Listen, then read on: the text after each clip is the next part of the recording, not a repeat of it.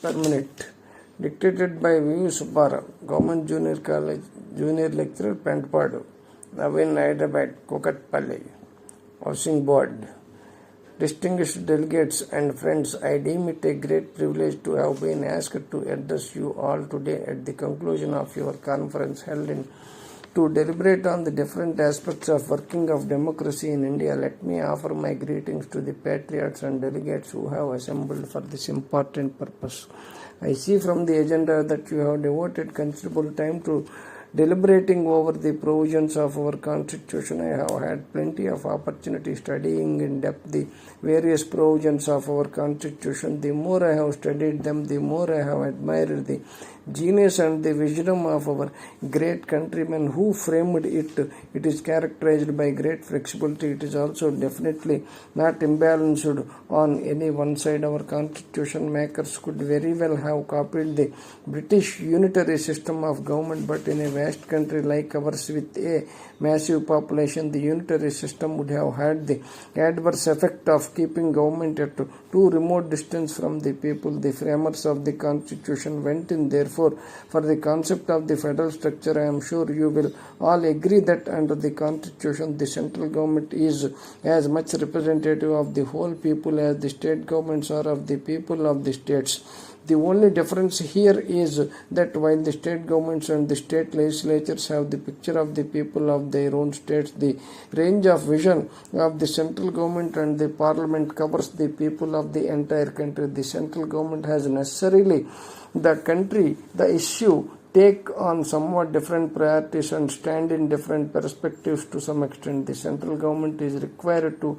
exert a cohesive force to keep the country together and to keep it united. It has also special responsibilities to promote the development of the more backward parts of the country to enable them to come as quickly as possible to the same level of well-being as that achieved by the other parts. The constitution, in my opinion, is flexible for such mutual adjustments of relations between the center and the states as may become necessary from time to time. We are all happy about the way the center and the states in our country have been able to maintain their relations on a smooth and even keel all these years. Recently it has been found to be necessary to make further suitable changes, and the response of the center to the suggestions of the states has not only been happy but also prompt and marked by great understanding. The Finance Commission has reportedly recommended the transfer of larger financial resources from the center to the states, and the report is before the central government. I should think that in these circumstances we should set our sights to a greater extent in formulating new policies that would take us nearer to the common goal of promoting the welfare of our suffering people who are justifiably getting impatient. It would greatly help the effective functioning of the democratic institutions if the role and the involvement of the people were properly defined. I am happy about the emphasis that is now being laid to universal primary education and the new massive scheme for achieving near total adult literacy.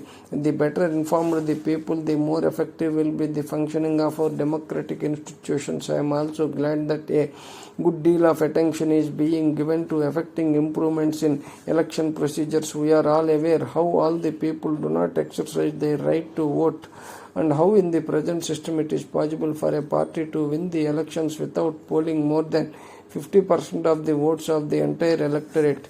A suggestion has been made to continue the present system in respect of half the number of seats in the legislature and the parliament, and to have the rest of the seats filled on the basis of the number of votes polled by the parties. It has also been suggested that the state may provide the election expense. It is well that the election commission appears to have made certain recommendations and that they are being considered by a cabinet committee. Further, just as the state should have adequate powers in relation to the center, it is necessary that Jilla Parishads and other local institutions